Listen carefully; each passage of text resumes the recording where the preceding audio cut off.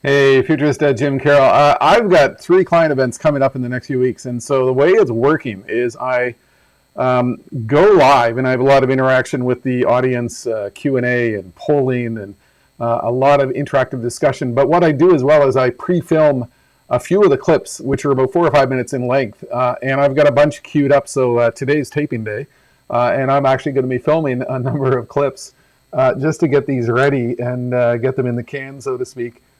So if you're hanging around Facebook, Twitter, whatever today, you're going to see a bunch of clips, and you can bore yourself totally, or you can give it a watch and see the work that goes in behind the scenes as we increasingly go virtual here. So this is the first one. This one's going to be a lot of fun. A lot of the stories that I used to tell on stage, and I'm making their way in here, and I'm spicing them up and adding some cool special effects in the virtual broadcast studio. So I'm going to hit you with a pre-countdown while I do some last-minute stuff. It's going to play for about 2 minutes and 20, and then it's live, it's virtual, and could be a disaster or it might go well, so give it a watch.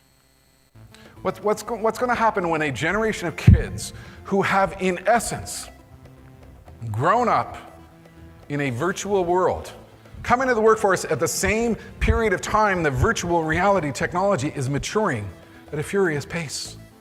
This gaming generation is unlike anything we've ever seen. You see them playing video games. I see them leading us into a world of the virtualization of work. They are already starting to live a life in which they exist and live within a virtual world, an augmented reality world. And what we are witnessing is a rapid emergence of technologies which allow us to use that augmented reality world to interact with machineries and capabilities thousands of miles away. All these kids who have played Farmville. Farmville is coming to farming because they've grown up in this virtual world in which they have been managing and running farms utilizing gaming technology, and before we know it, they're going to be running our precision tools using virtual technology. And in the world of healthcare, there are amazing things happening with telehealth, with the ability to utilize virtual reality technology, to use heads-up display technology. You know, where the doctor, the surgeon, or a medical professional is interacting with a patient, operating on a patient, and they are getting live, real-time information into their glasses on the next step in the procedure, where we are talking about the virtualization of entire procedures, robotic technologies by which your hernia operation could be performed by somebody on the other side of the world.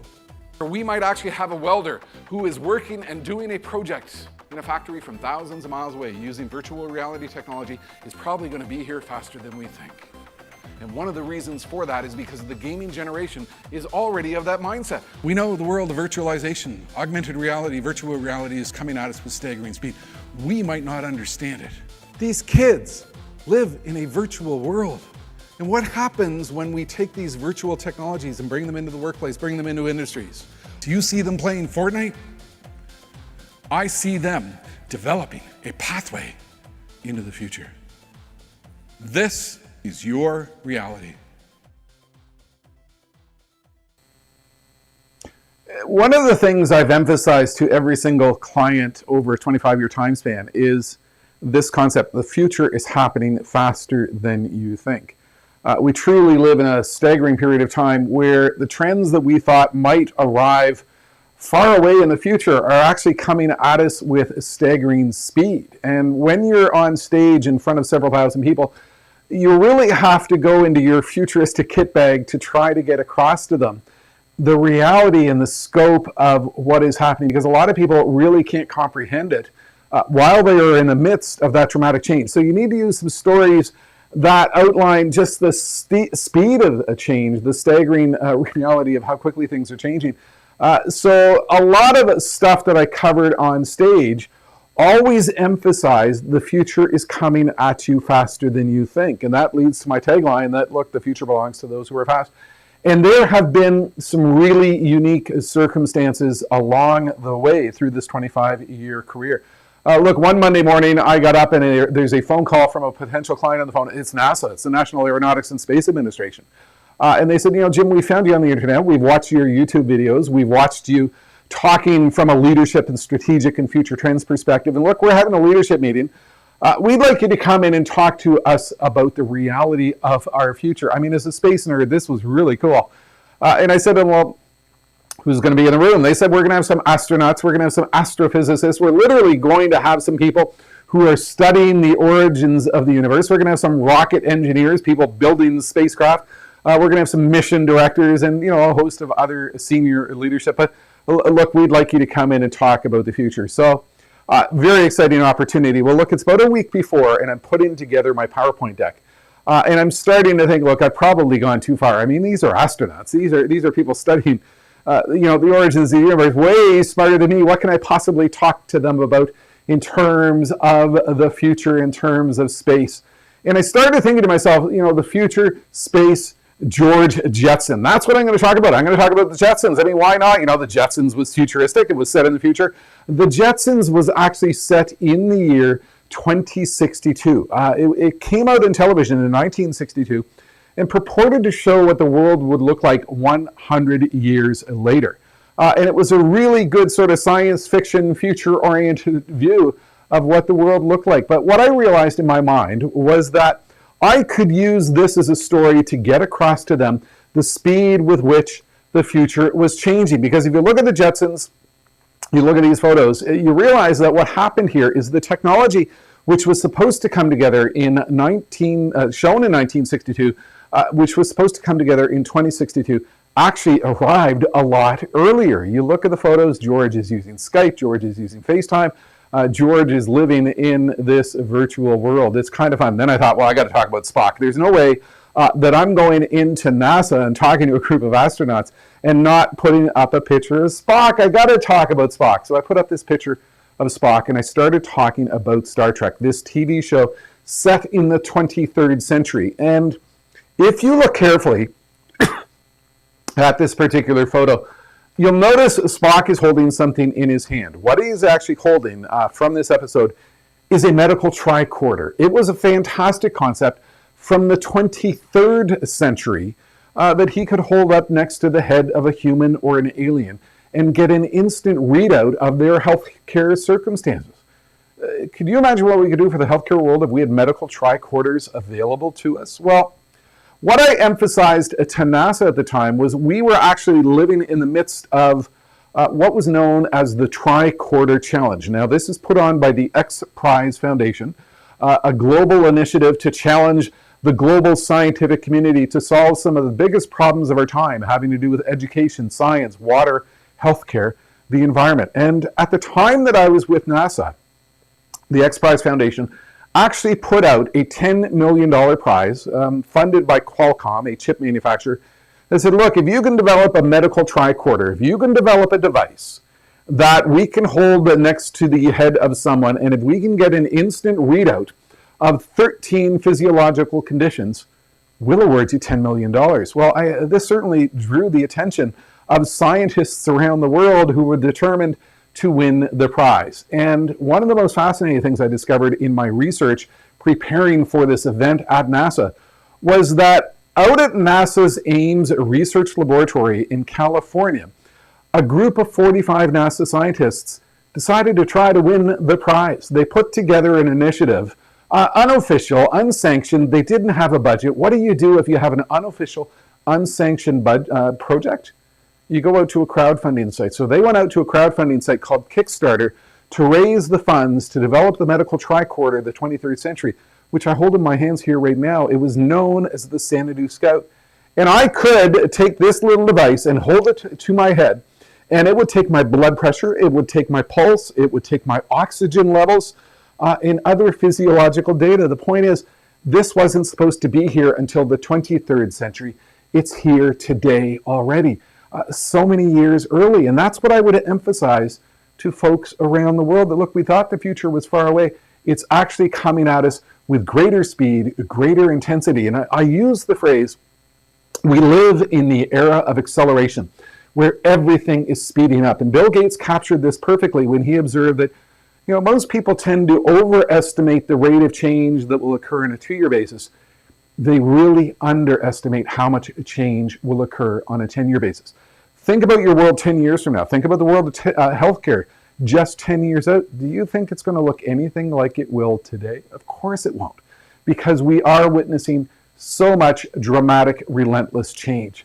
What I realized when I came home from NASA was that, the Jetsons really arrived 50 years early. I went out and I downloaded the entire TV series, and I started watching from episode number 1. One day the kids came home from college, and I'm sitting on the couch. What are you doing, Dad? Well, business research, guys, trust me, this is really, really important. But it is fascinating when you go through this show and discover what it is they had right. It's fascinating to go through the show and take a look at everything they talked about in 1962 and what they actually nailed in terms of future predictions. Skype, FaceTime, they're all over. Video calling, they're all over the Jetsons. Flat screen LED TV technologies, you find them throughout the show. Amazon Echo devices, these little smart speakers that we have in our homes, which wake us up in the morning and which we interact with. The same type of technology is found in the Jetsons from 1962. They actually had Wikipedia in the Jetsons. You could use a little device and pull up the whole of human knowledge. Apple Watches, just like the Apple Watch that I've got on my wrist here today, they've actually got Siri technology where we can talk and transcribe to a computer and translate in real time. The Roomba electronic vacuum is found in one particular episode. Ingestible pills, smart technology, smart medicine is actually a part of this show, and you certainly are witnessing that throughout the world of healthcare today. iPads, tablets. It is amazing to realize what these folks did in 1962 to predict the future in 2062. But all of this stuff is here today. Drone technology. Elroy is sitting on the living room floor and he's flying a little drone overhead, just like the drones which have become so much a part of our world. They even predicted Snapchat, where Jane is changing her face, she's changing her mask, she's changing herself to look an entirely different way. And lo and behold, they predicted the state of American politics in the year 2020. Look, I've always tried to be diplomatic on stage, and the only way I could diplomatically address this issue is to explain that there was an episode where the Jetsons met the Flintstones, and I think that sort of mirrors the reality TV show that we find ourselves in the midst of today, where we don't know what the heck is going on and what's going to happen in the next episode, because things are evolving at such an absolutely staggering speed. The point is, the future is coming at us faster than we think. And now we've had the global pandemic, we've had COVID-19. What's been the impact of this acceleration? Well, it's important to realize the Jetsons actually had this right as well. If you look at the show, they predicted telemedicine, the virtual consultations, which have become so much a part of our world through the last many months. Video calling was part of the Jetsons, where they are interacting with the healthcare system via video calls. People working in a home office, online classes, online gym technology. It's amazing to take a look at the show. They actually predicted the emergence of a lot of unique social distancing technologies. For example, what is occurring in the world of personal care, where so many of us were reluctant to go out and venture into the real world, and yet we were seeking some personal care solutions. So I continue examining the past for clues as to just how quickly our future is coming at us. I recently stumbled across the Get Smart television series, which was very much a part of my youth.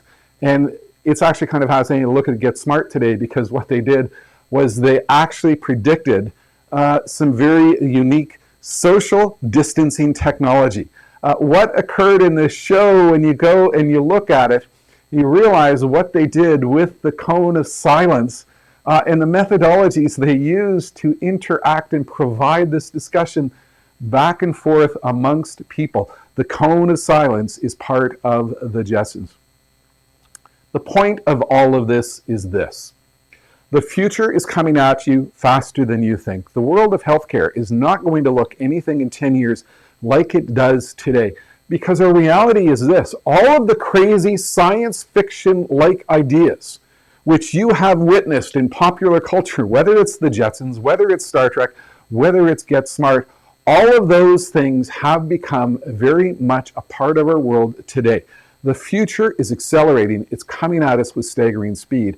And what we need to do, if we are thinking about the future of our organization and the nature of the services we will provide, we increasingly need to think that the crazy ideas are now becoming routine, and we need to align ourselves to that reality.